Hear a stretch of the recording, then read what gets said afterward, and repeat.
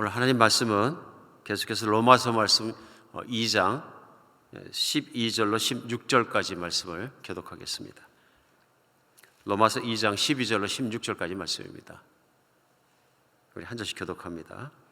무릇 율법 없이 범죄한 자는 또한 율법 없이 망하고 무릇 율법이 있고 범죄한 자는 율법으로 말미암아 심판을 받으리라. 하나님 앞에서는 율법을 듣는 자가 의인이 아니요 오직 율법을 행하는 자라야 의롭다 하심을 얻으리니 율법 없는 이방인이 본성으로 율법의 일을 행할 때는 이 사람은 율법이 없어도 자기가 자기에게 율법이 되나니 이런 이들은 그 양심이 증거가 되어 그 생각들이 서로 혹은 고발하며 혹은 변명하여 그 마음에 새긴 율법의 행위를 나타내느니라. 함께 읽습니다. 곧 나의 복음에 이른 바와 같이 하나님이 예수 그리스도로 말미암아 사람들의 은밀한 것을 심판하시는 그날이라. 아멘.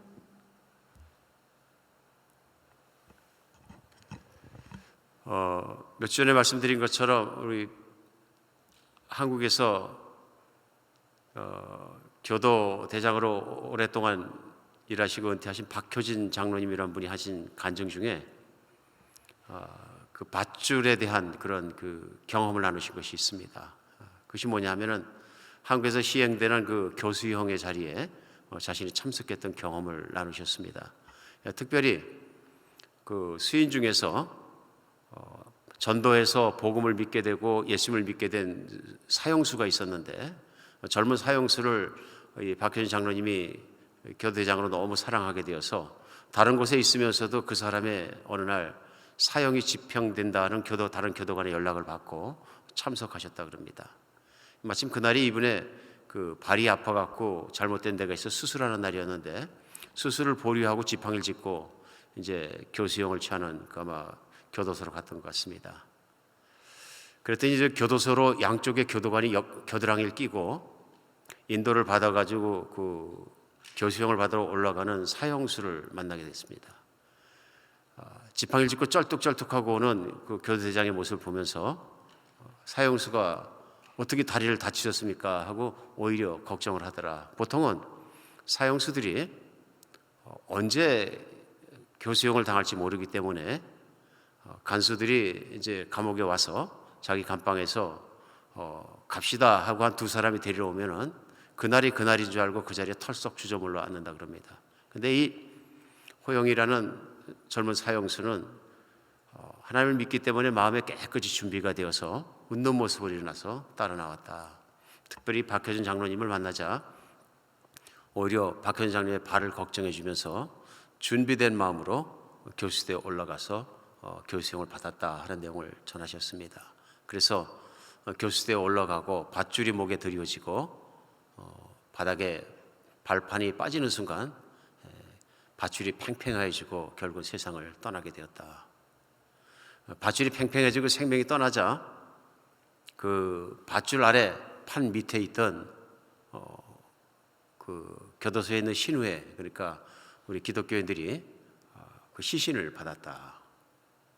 그 시신을 받아서 얼굴에 씌었던 두건을 벗겨주고 목에 쓰여 있는 밧줄을 벗기려는 순간에 그 기독교인 중에서 집사님 한 분이 크게 통곡하고 울었던 얘기를 전하십니다. 그러면서 그 집사님이 크게 통곡하면서 우리 한 사람 한 사람마다 죽음의 밧줄이 다 목에 묶여 있는데 그 밧줄을 모르고 살아가는 인생이 얼마나 불쌍합니까? 하나님, 우리 허영희도 주님께서 영혼을 받아주시고 특별히 밧줄을 목에 걸고 죽음을 목에 걸고 살면서도 죽는지 모르고 살아가는 인생을 불쌍히 여겨주시옵소서 하고 통곡하는 통곡 소리를 전한 그 내용을 제가 영상과 또 간증을 통해서 제가 본 적이 있습니다.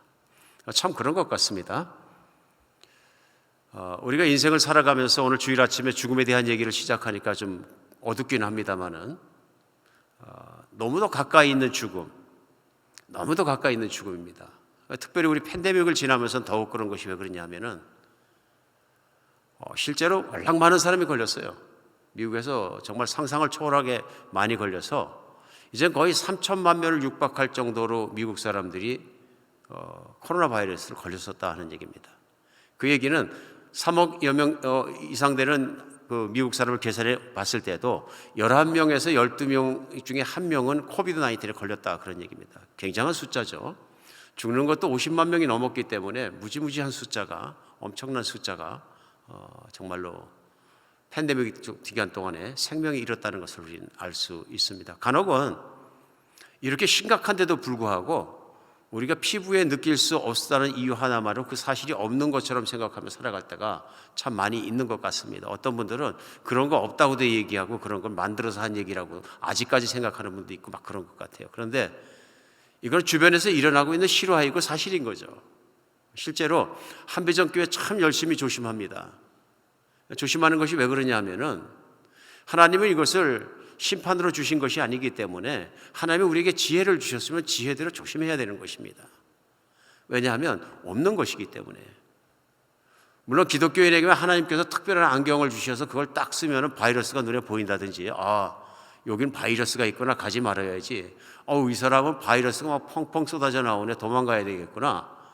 이러면 큰 은혜고 좋은 일이겠지만 하나님은 모두에게 안경을 주신 적이 없으십니다. 바이러스는 누구에게도 보이지 않습니다. 그러나 보이지 않기 때문에 실존하지 않는 것이 아니라 보이지 않아도 실제 있는 거다 하는 것입니다. 그런데 바이러스가 걸렸을 때 진짜네 하면 늦었다는 얘기입니다. 진짜네. 야, 근데 걸어보니까 진짜 기침이 많이 나오더니 숨을 못 쉬겠네. 그러더니 병원으로 갔는데 병원에 하도 줄이 길고 사람들이 난리가 나가지고 나는 순서도 안 하고 이러다가 숨 못 쉬어갖고 죽게 생겼네. 이거 진짜네. 때가 늦었다는 얘기입니다. 때가 늦었다는 얘기입니다. 어느 분이 저한테 말씀하실 때 평상시에 못 느꼈는데 진짜 아파가지고 병원에 와보니까 진짜네요. 그래. 진짜지요. 그런 말을 들을 때 못 믿었다 그런 말씀이거든요. 사람의 인생을 살면서 죽음이라는 것도 그런 것 같습니다. 죽음이라는 게 있다는 것과 가까이 있다는 것 너무 잘 알면서도 잊고 살으니까 나에게 죽음이 다가왔을 때 진짜네. 그러고 살 수 있는 것 아닌가 하고 생각하게 됩니다. 오늘 성경 말씀을 시작하면서 그 말씀을 나누는 이유가 왜 그러냐면은 오늘 로마서에서는 시작하자마자 복음을 전하면서 복음 이전에 먼저 전하는 것이 있습니다. 그것이 뭐냐면 하나님 앞에 서 있는 인간의 운명입니다. 하나님 앞에서 인간은 어떤 존재냐 하는 것입니다. 그래서 1장부터 시작해서 2장까지 와 있는데요. 1장에서는 하나님을 알되 하나님을 영화롭게 하지도 않고 거룩한 하나님을 찬양하시던 인간에게 하나님이 진노하셨다는 얘기를 시작을 했습니다.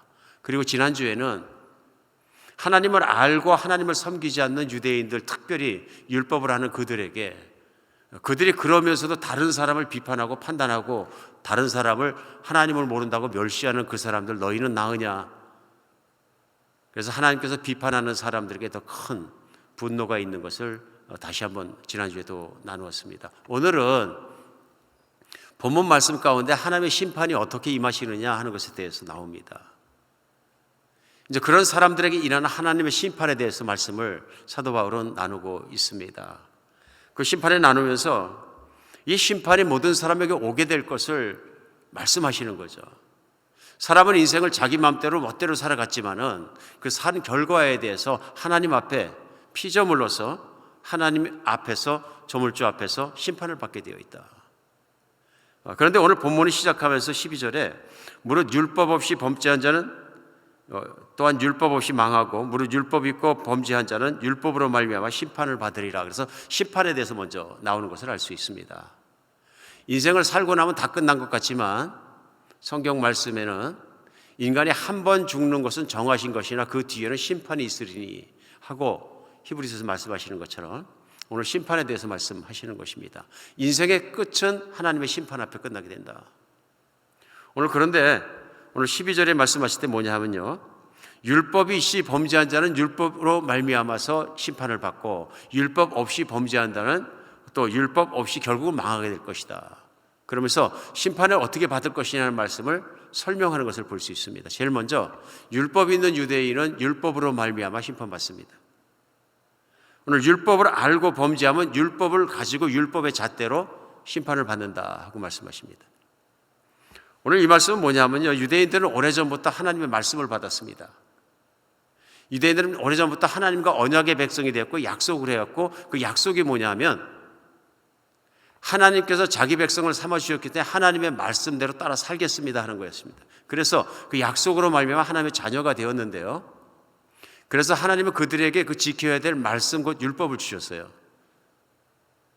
근데 유대인들이 나는 율법을 다 지켰습니다 하는 사람도 있고 나는 율법을 못 지켰습니다 하는 사람도 있겠지만, 특별히 유대인들이 율법을 다 지켰다 하는 사람들 중에 율법을 제대로 지키지 못한 사람들이 많다 하는 것입니다. 왜냐하면 율법은 약속이기 때문에 하나도 지키지 않으면 안 된다 하는 것입니다.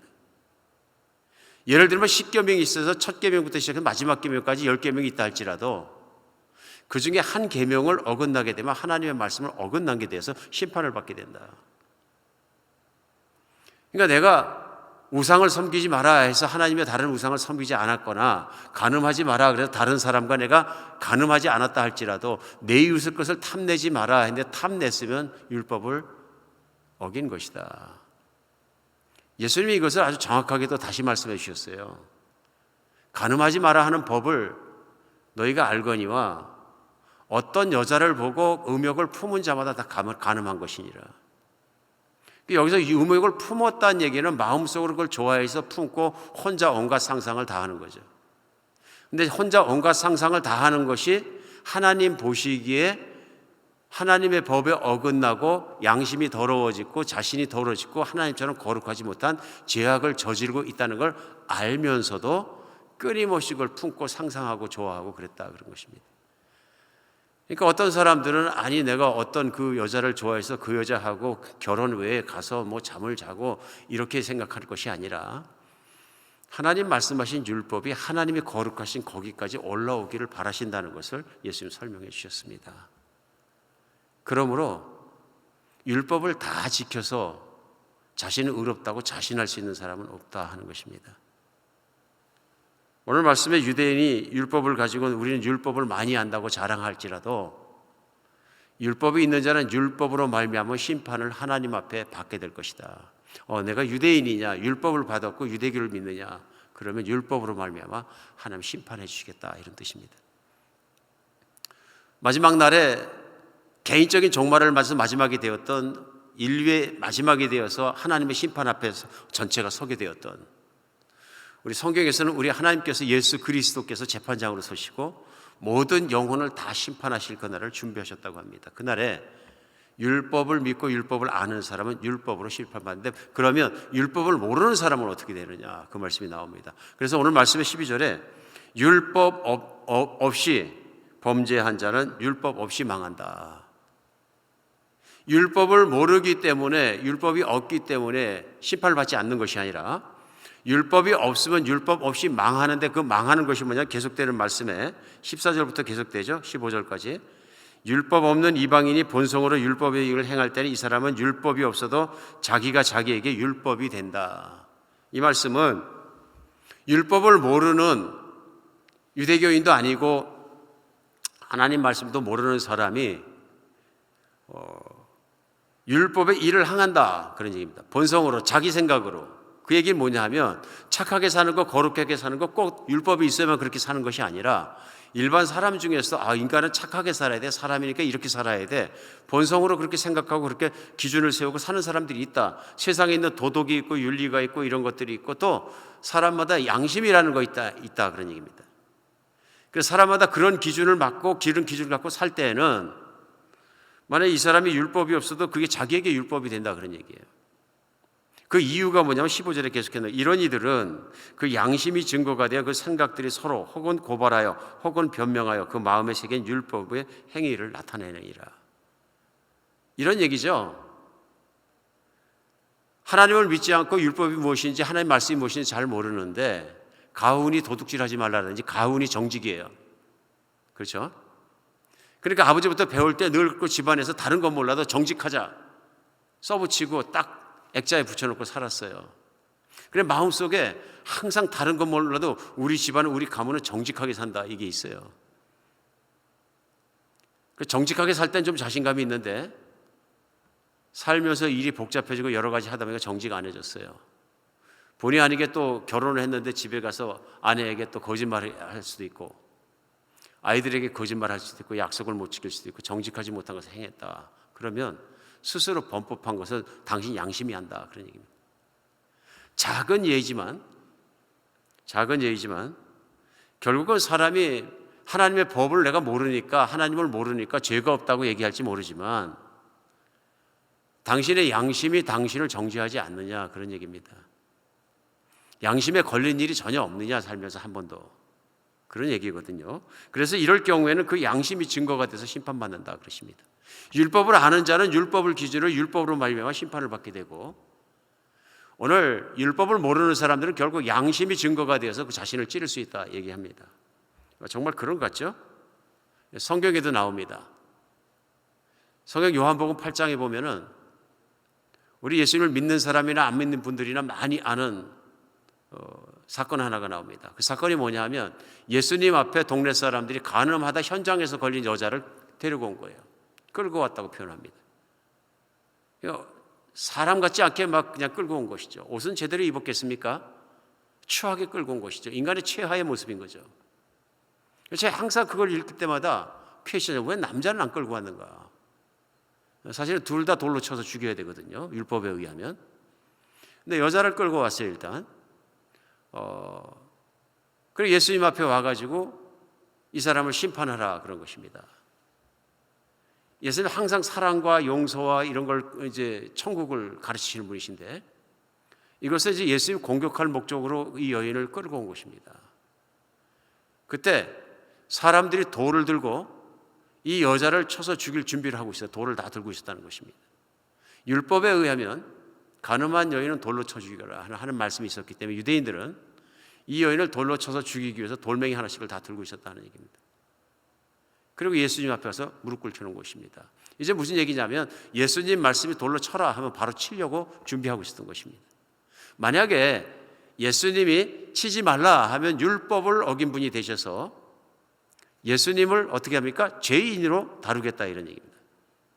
그러면 여인만 치는 것도 아니고 예수님도 돌로 칠 수 있다까지 생각할 수 있다 이런 얘기입니다. 하나님 말씀을 어겼기 때문에. 예수님을 공격하기 위해서 여인을 끌고 온 미끼인 것을 알 수 있습니다. 이때 예수님께서 허리를 굽혀서 땅바닥에 무언가를 쓰십니다. 성경에 무엇을 쓰셨는지가 안 나옵니다. 굉장히 추측하고 싶고 또 알고 싶은 내용 중에 하나가 예수님의 땅바닥에 쓰셨던 글자입니다. 글씨를 쓰신 것 같은데요. 그런데 다행히 그 다음에 하신 말씀이 있습니다. 예수님이 허리를 펴시고 회중을 둘러보며 뭐라 그러시냐면 너희 중에 죄 없는 자가 제일 먼저 돌로 쳐라. 군중심리라는 거 있잖아요. 그죠? 군중심리라는 게 한 사람이 시작하면 다 따라합니다. 한꺼번에 하면 죄책감을 못 느끼고요. 그 말씀을 듣고 한 사람씩 돌을 버리기 시작했다. 그래서 성경은 뭐라고 표현하냐면 8장 9절 요한복음에요. 양심의 가책을 느껴 어른으로 시작하여 젊은이까지 하나씩 다 갔다. 돌을 내놓고 슬그머니 없어졌다. 어른으로부터 시작해서 생각이 좀 있고 인생을 좀 살고 그런 사람들이 생각해 보니까 자기도 무죄하다고 얘기할 수는 없다. 근데 그 이유는 양심의 가책을 느껴. 여기에 양심의 법이 나오는 겁니다. 이들이 예수님 말씀을 듣고 땅에 써 있는 걸 무엇인지 모르지만 읽고 나서 이렇게 보니까 이게 마음에 탁 걸린 겁니다.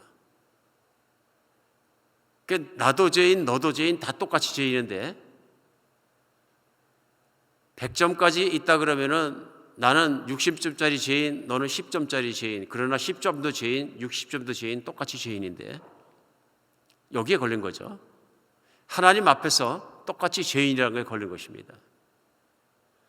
오늘 그래서 한 사람씩 주먹에 들었던 돌을 내려놓기 시작하고 자기는 이 여인을 때려 죽이거나 정죄할 만한 자격이 없다는 것을 발견하게 된 것입니다. 양심의 가책을 느꼈다.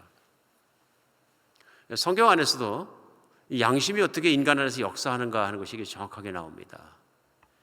이 내용이 맞는 믿음이 없어도 양심대로만 살면 결국 또 천국 가지 않을 것이라고 믿는 사람들이 또 나올 수도 있습니다.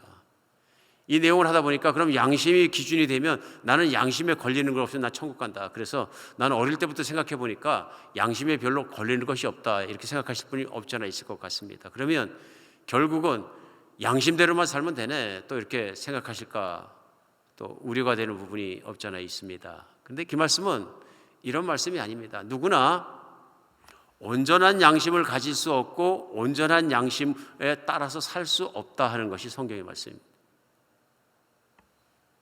오늘 유대인들은 그래도 하나님 말씀을 지키려고 노력했던 사람들이기 때문에 믿지 않는 사람보다는 오히려 훨씬 더 양심이 날카롭게 서 있는 사람들입니다. 왜 그렇습니까? 거룩하고 착하고 바르게 사는 하나님 말씀의 중심에 있기 때문에 양심이 더 강하게 서 있을 수 있습니다. 그래도 잘 못 느꼈다 그러는데요. 오늘 세상을 살아가면서 혹시 내가 양심만 지켜서 살았으면 이제 천국 간다고 생각하시는 분들은 이걸 생각하셔야 됩니다. 양심이 선하지 않다는 것, 양심이 온전하지 않다는 것, 내 양심이 물들었다는 것, 내 양심이 삐뚤어졌을 수 있다는 것을. 양심이 삐뚤어졌다, 양심이 불화살 맞아서 화인 맞았다, 양심이 짐승 같다, 이런 얘기를, 또 양심이 완전히 죽어버렸다, 이런 얘기들을 세상에서도 많이 쓰는 겁니다. 착한 사람은 양심이 고르고 양심이 살아 있어야 되는데 양심이 삐뚤어졌다. 실제로 도스토옙스키의 죄의 벌이라는 소설에 보면 라스콜니코프라는 주인공이 나옵니다. 청년 주인공이 나오는데, 그가 의협심이 아주 강한 사람이었었는데 고리대금업자를 당시에는 굉장히 나쁜 죄인으로 봤습니다. 이거 오늘날은 이해가 잘 안 가실 텐데요. 고리대금업을 성경에 비교해서 그것을 갖다 잘못 해석하는 바람에 고리대금업자는 죄인 중에서 죄인이라고 취급했던 시절이 우리 인류 역사 속에 유럽에는 계속 있었습니다. 그러니까 어떤 그 한 노파가 고리대금업을 해가지고 먹고 삽니다. 그걸 보고 무슨 생각을 했냐면요, 이 노파는 매일 고리대금에서 죄만 짓고 계속 죄만 더 짓고 사는 백해무익한 사람을 생각해서 죽입니다. 죽이는데요, 그가 죽인 이유는 분명합니다. 그렇게 하는 것이 의롭다고 느꼈기 때문에 자기 양심의 소리를 듣고 죽인 것입니다. 여기서 뭘 알 수 있냐면요, 사람의 양심이 삐뚤어질 수 있다는 걸 알 수 있습니다. 의의 이름으로, 정의의 이름으로 나쁜 짓을 할 수 있다는 것입니다. 그러면 그 사람은 양심에 찔림을 받지 않습니다. 실제로 그렇죠. 잘못된 종교도 그렇고 잘못된 것들고 잘못된 사고방식도 그렇고 잘못된 가르침 속에 살다 보면은 자기가 분명히 양심이 울려야 되고 잠이 안 와야 되는 큰 죄를 지었음에도 불구하고 안 울릴 수도 있다. 이게 뭐냐면 양심이 더러워진 것입니다. 양심이 오염된 것이죠. 양심이 오염되면 그런 일이 생긴다. 그러나 그에게조차도 양심에 찔리는 일이 있을 것이다. 그러나 오늘 이 말씀을 나누는 이유는 나는 양심에만 안 걸리면은 괜찮다고 생각하는 분들이 혹시 있을까 봐, 심판한다고 생각할까 봐 높아심에서 오늘 말씀을 나누는 것입니다. 양심도 역기능이 있습니다. 양심이 반대로 역기능이 뭐냐 하면요, 하나의 죄를 지었는데 그 다음 죄를 무마하기 위해서 양심을 조금 편하게 하기 위해서 또 다른 죄를 짓습니다. 이런 건 많습니다. 은밀하게 죄를 지었는데 그 죄가 드러나면 내가 힘들 것 같으니까 또 다른 죄를 짓게 됩니다. 그러고 나서 죄를 짓고 나니까 양심이 또 힘드니까 또 다른 죄를 짓게 되고요. 이게 계속 양심이 역기능을 발휘할 수도 있다 하는 것을 알 수 있습니다. 양심이 굉장히 오묘한 것입니다. 정말 오묘한 것입니다. 그런데 많은 경우에 인생을 살아가면서 우리는 양심을 짓누르기 위해서 애쓰는 것을 많이 알 수 있습니다. 숨기기 위해서 또 애씁니다. 양심에 찔림이 있음에도 불구하고 그걸 숨기려고 노력하는 자신의 모습을 우리는 발견할 때가 많이 있다. 실제로 한국에서 그 외상외과에서 응급실에서 교통사고로 실려온 분을 치료하시는데 이분이 겨우 의식이 남아있는 남자분이었는데 힘을 다해서 의사한테 부탁을 하더래요. 그게 뭔 얘기인가 하고 들어보니까 의사 선생님한테 부탁하는 게, 내가 죽더라도 내 책상 속에 있는 야동을 좀 치워주세요. 그게 유언이었대요. 야동을 좀 치워주세요. 알고 보니까 어느 종합대학교 잘 알려진 교수님이었는데, 가정에서는 사람들이 볼 때 존경스럽고 막 그런데 굉장히 그 인격 있게 사신 분이었었는데, 교통사고 나서 혹시 못 살지도 모르겠다는 위기의식이 느껴지니까 그게 딱 떠오른 거예요. 자기 가족이 겪을 실망감과 추함과 또 제자들과 그런 모든 것이 생각나니까 죽음 직전에도 그걸 부탁을 하더라. 양심이 살아나는 거죠. 숨겨왔지만, 눌러왔지만 그것이 드러나는 것을 알 수 있습니다. 오늘 본문 가운데, 오늘 하나님 말씀 가운데 인간이 결국은 하나님의 심판 앞에 서게 된다 하는 것. 그럼 마지막 절 16절에요. 이런 말씀이 나옵니다. 곧 나의 복음에 이른 바와 같이 하나님이 예수 그리스도로 말미암아 사람들의 은밀한 것을 심판하시는 그날이라. 심판은 언제냐 하면은 모두가 예수 그리스도 앞에 서게 되면 그날에는 예수님이 사람의 은밀한 것을 심판하는 그날에 드러나게 될 것이다 하고 말씀합니다.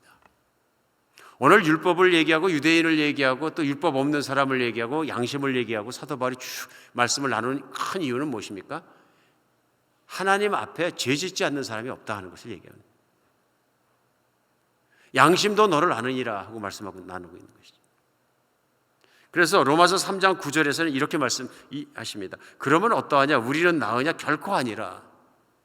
유대인이나 헬라인이나 다 죄 아래 있다고 우리가 이미 선언하였느니라. 우리는 물론 유대인을 얘기합니다. 사도 바울이 유대인이었기 때문에. 그럼 유대인은 율법을 알기 때문에 좀 낫냐? 그렇지 않다. 율법이 있으면서 율법 안에서 죄를 짓기 때문에 우리도 하나님의 심판대 앞에 서게 되지 않겠느냐. 뿐만 아니라 유대인이나 헬라인이나 다 죄 아래 있다고 말씀에 선포하는 것처럼 율법을 아는 사람이나 율법을 모르는 사람이나 다 하나님 앞에서는 죄 아래 있다는 것을 모르느냐 하고 얘기하는 것입니다. 그래서 로마서 3장 23절로 24절은 이렇게 말씀하십니다. 모든 사람이 죄를 범하였음에 하나님의 영광에 이르지 못하더니 그리스도 예수 안에 있는 속량으로 말미암아 하나님의 은혜로 값없이 의롭다 하심을 얻은 자 되었느니라. 모든 사람이 죄를 범하였다. 하나님 앞에서 죄가 있다. 그리고 그 죄는 심판을 받을 것이다 하는 말씀을 선포하고 있는 것입니다. 성경이 이렇게 두꺼워도요, 이 두꺼운 성경 안에 하나님이 인간에게 무엇을 말씀하시고자 하는 주제를 발견할 수 있습니다. 저는 또 믿는 사람으로서 또 목회를 하면서 또 말씀을 또 나누고 가르치기도 하고 그럴 기회가 많으면서 성경을 읽고 또 읽고 우리 교회 안에서 통독도 몇 번 하고 같이 보고 또 개인적으로 보고 또 계속 보고 묵상하고 하면서 과연 성경에서 하나님께서 관심 있으시고 주제이고 하시고 싶은 말씀은 무엇일까 하고 생각해볼수록 결론에 도달하게 됩니다. 그 결론은 뭐냐면 성경은 인간의 죄의 문제에 대해서 다루는 것입니다. 성경은 전국적으로 하나님께서 인간의 죄의 문제를 다루시는 것입니다. 그래서 하나님은 이 땅에 있는 인간이 잘 살고 못 살고 병들고 건강하고 오래 살고 짧게 살고 그런 문제에 대한 관심과 그런 것보다는 하나님은 인간이 어떤 죄를 지었느냐, 그 죄로부터 어떻게 되었느냐 하는 그것에 관심이 있으시고 그 문제를 성경 안에서 시작부터 마지막까지 다루십니다. 그래서 구약 성경에서도 보면은 이스라엘 백성을 선택하시고 그들에게 첫 번째 시킨 것은 무엇이냐면 성막 짓는 것이고 성막에서 하신 첫 번째 일이 무엇이냐면 제사 드리는 것입니다. 제사는 뭐냐면 있는 죄인을 죄 없게 만들어주신 길이었어요. 죄를 다루는 문제입니다. 이 죄의 문제가 하나님 앞에 죄가 인간을 죽게 만들고 저주받게 만들고 지옥에 들어가게 하는 인간의 불행의 근원이기 때문에 그렇습니다. 하나님이 인간이 불행하게 되는 것을 원하지 않으십니다. 알 수 있어요. 인간이 원하든 원하지 않든 자기가 한 죄 때문에 결국은 불행하게 될 것이다. 왜 그러냐면 죄의 심판을 받게 되기 때문에 하나님은 이 죄의 문제를 해결해 주시는 것을 원했던 것이죠. 그리고 인간에게는 죄 때문에 모든 일이 나다. 죄가 괴로움의 원인이요, 아픔의 원인이요, 상처의 원인이요, 슬픔의 밑바닥에 있는 것이고요. 모든 것의 근원이에요. 인간은 죄가 있기 때문에 양심이 망가졌기 때문에 인간은 정말로 타락했기 때문에 결국은 그 죄 문제를 해결하지 않으면 인간은 하나님과의 관계도 해결될 수 없다는 거예요. 그 성경의 가장 중요한 주제입니다. 그런데 감사한 것은 뭐냐면 하나님 앞에서 심판받으려 섰을 때, 예수님 앞에 섰을 때 내가 죄가 있구나 이걸 깨달으면 늦었다는 얘기입니다. 오늘 화두의 말씀 나누면서 죽음이 가까이 있으되 나는 안 죽는 것처럼 생각하고 사는 것처럼, 팬데믹이 가까이 있을 때 바이러스는 없는 것처럼 마치 잊어버리고 사는 것처럼 죄의 문제라는 것이 내 가까이 있고 나에게도 있고 나의 심각하다는 것을 못 깨달으면 그 죄를 가지고 예수님의 심판대 앞까지 갈 수 있다. 하나님이 원하시는 것이 아닙니다. 오늘 복음이라는 것은 하나님께서 그 아들 예수를 이 땅에 보내주셔서 죄를 해결할 수 있는 길을 내주시고, 특별히 십자가에 그 아들이 죄값을 피 흘려 돌아가서 치러주시고, 이제 오늘 죄가 있는 것을 깨달은 사람이 그래서 믿음으로 말미암아 예수님 때문에 죄가 없게 하는 길을 열어주셨다는 것이죠. 이게 은혜입니다. 죄는 내가 죽기 전에, 죄는 내가 예수님이 재림하셔서 심판대 앞에 앉고 내가 그 앞에 서기 전에, 죄는 내가 오늘 말씀을 들을 때 깨닫는 것이 하나님의 은혜입니다. 아, 하나님이라는 분이 살아계시구나. 창조자 하는 신도 살아계시고, 또 성경의 말씀대로 하면 이렇게 죄를 싫어하시는구나. 죄와 함께 사실 수 없구나. 죄는 심판받아야 하는구나. 이걸 깨닫는 것은 이게 복입니다. 성경에 하나님께서 말씀하시고 있는 주제도 그것이고 초점도 그것입니다. 인간의 죄는 하나님 앞에서 해결받아야 한다. 그럼 원래 창조자 하나님께서 만들어진 목적대로 죽음으로 끝나는 이 땅의 삶이 아니라 죽음 이후에 영원한 삶을 살 수 있는 그 길을 창조자께서 열어주신다는 것이 메시지입니다. 예수 그리스도를 통해서.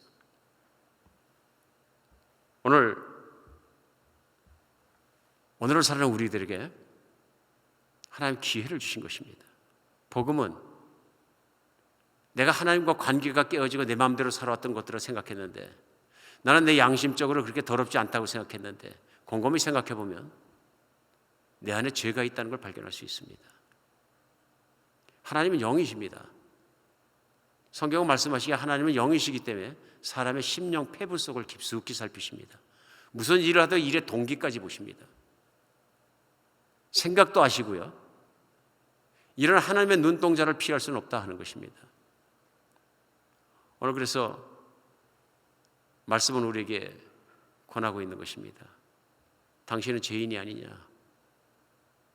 하나님 앞에 죄의 문제를 해결받아야 되지 않겠느냐? 하나님이 이런 죄인들을 부르십니다. 예수님 말씀하십니다. 누구든지 나를 믿으면 죄가 용서받고 기억조차 하지 아니하리라. 성경은 약속하시는 겁니다. 하나님은 그 아들 예수 그리스도를 사람으로 이 땅에 보내주셔서 2000년 전에 사람의 죄를 지고 십자가에 못 박혀 제물로 죽는 길을 허락하셨습니다. 누구든지 내 죄를 예수님이 걸머매고 십자가에 올라 피 흘려 돌아가셨다는 걸 믿으면, 그래서 그 예수님을 나의 주인으로 받아들이면 죄가 용서받는 길을 열어주셨습니다. 성경에서 이보다 큰 하나님의 선물과 은혜는 없습니다. 내가 착한 일 많이 해서 깨끗함 받는 것이 아니라 그 길을 열어주셨다. 오늘 예수님을 믿는 또 여러분과 저에게도 오늘 로마서 2장 12절로 16절 본문이 저에게 주는 메시지가 있습니다. 예수님을 믿는 사람은 양심이 깨끗해진 사람입니다. 예수님을 믿는 사람은 양심이 밝아진 사람입니다. 예수님을 안 믿는 사람과 다릅니다. 깨끗한 양심을 가질 수 있고 깨끗한 양심을 따라 살게 되었다, 그런 얘기입니다. 그러니까 디모데전서 1장 5절에 보면 이 교훈의 목적은 청결한 마음과 선한 양심과 거짓 없는 믿음에서 나오는 사랑이다 얘기합니다.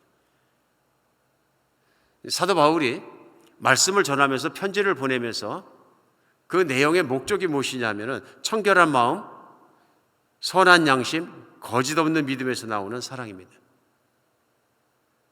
여기 예수님을 믿는 사람에게 중요한 것은 뭐냐면요, 내가 그리스도와 함께 죽고 그리스도와 함께 살아났고 죄를 용서받았기 때문에 이제는 선한 양심을 갖게 되었다는 거예요.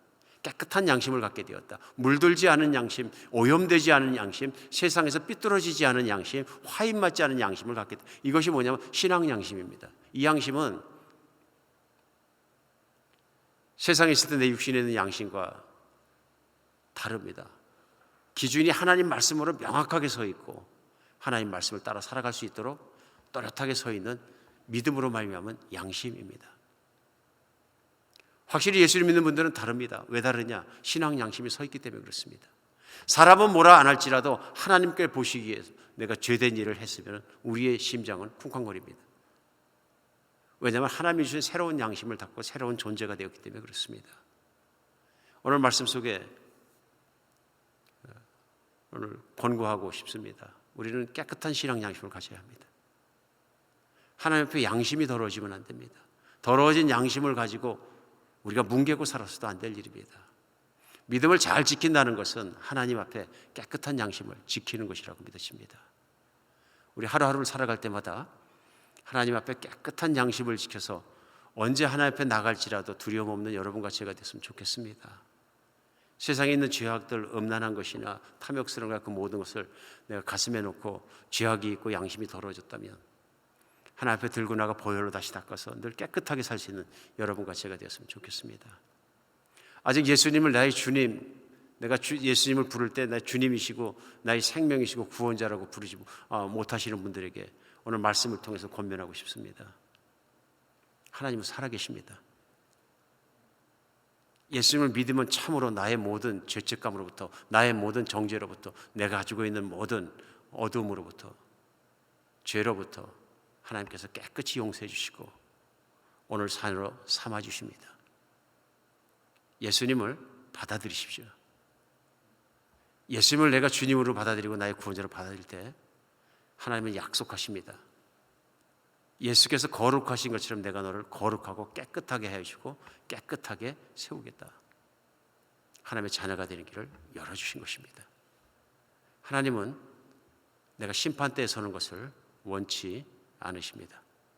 오늘 예수 믿는 그런 사람이 되시기를 예수님의 이름으로 축복드립니다. 기도하겠습니다. 예, 하나님, 이 땅에 사는 인생을 볼 때 하나님의 목적이 무엇이고 어떤 뜻을 가지셨는지 보내주신 우리 주 예수 그리스도의 그 십자가를 바라보면 저희가 또렷이 깨달을 수 있습니다. 아들의 목숨을 내어 놓으시기까지 저희가 죄를 짓고 예수님의 심판대 앞에 서는 것을 원치 않으시는 하나님의 마음을 알 수 있습니다. 그렇습니다. 하나님, 형무소에 안 갔기 때문에 죄인이 아니라고 말했다가도 주님의 말씀 앞에 저는 죄인인 것이, 또 내 양심이 내가 죄인인 것을 증거합니다. 오늘 하나님의 말씀에 그것을 일깨워 주셔서 참으로 주님 앞에 다시 한번 바로 설 수 있게 해주셔서 죄를 가지고 주님 앞에 심판대 앞에 서지 않게 하여 주시옵소서. 하나님 믿는 저희들에게도 주님께서 항상 깨끗한 양심을 지킬 수 있도록 하나님 이 양심을 지키는 믿음을 주시고, 그래서 항상 주님 앞에 깨끗이 설 수 있는 믿음 되게 해 주시옵소서. 우리 주 예수 그리스도의 이름으로 기도합니다.